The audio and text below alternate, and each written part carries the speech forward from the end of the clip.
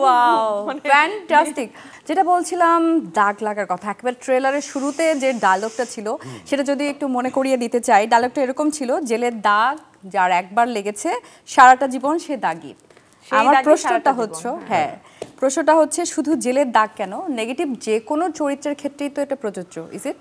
No, এটা আসলে এখন তো অনেকের কাছে মেক সেন্স করে যে আমাদের টিজারটা এইভাবে কেন কাটা হয়েছে, এবং গানের ক্ষেত্রে আমরা কেন 1.5 মিনিটের একটা টাইম লাইন ধরে নিলাম, ইভেন দো সং যখন আমার গাওয়া যে সং টাইটেল ট্র্যাক সেটাও কেন এইভাবে আসলো, এখন সবার কাছে মেক সেন্স করছে। কারণ আমরা এক হচ্ছে যে গল্পটা বলতে চাই সেটা আগে অনেক বেশি রিভিল আপ করতে চাই নাই, অ্যান্ড এইটা চরিত্রের পারসেপশন।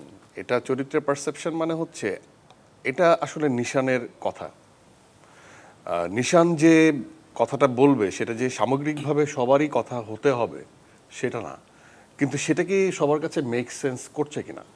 আমরা কি একজন মানুষ যখন একটা কথা বলে সে আসামি হতে পারে, নাও হতে পারে, কিন্তু তার সেই কথাটা কি আমাকে কানেক্ট করছে কিনা, আমি কি আবার আমার থট প্রসেসের মধ্যে আবার কি রিথিঙ্ক করছে কিনা ওই মানুষটাকে নিয়ে।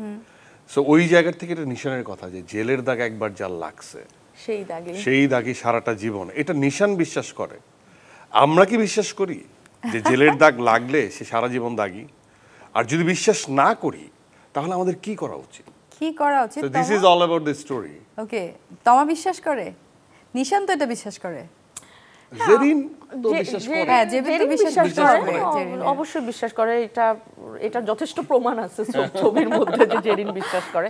আর ব্যক্তি তমা হলো, হ্যাঁ জেলের দাগ যার একবার লাগে, বিশেষ করে মফস্বল এলাকাতে বা এমনিও, যে ও জেল খেটে বের হইছে, একদম ট্রু, এটা মেয়েরা একটু প্র্যাকটিক্যাল হয়, ও কিন্তু ঠিকই বলেছে। ও জেল খেটে বের হইছে, কি করছিল ও বাবা, ও চুরি করছিল, ডাকাতি করছিল, খুন করছিল, তাহলে ওর থেকে দূরে থাকা ভালো, ও ভালো মানুষ না, এই যে জাজমেন্ট।